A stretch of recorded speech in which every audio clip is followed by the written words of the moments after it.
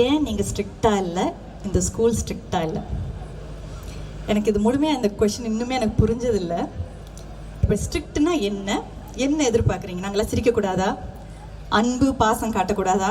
நாங்களாம் எங்கள் முகங்கள் எல்லாம் ஒரு டெரர் ஃபேஸோடு இருக்கணுமா? குழந்தைக்கு ஸ்கூலுக்கு வரையிலே பயந்து நடுங்கிட்டு வரணுமா? குழந்தைக்கு ஜாய்ஃபுல்லாக கிளாஸில் இருக்கக்கூடாதா?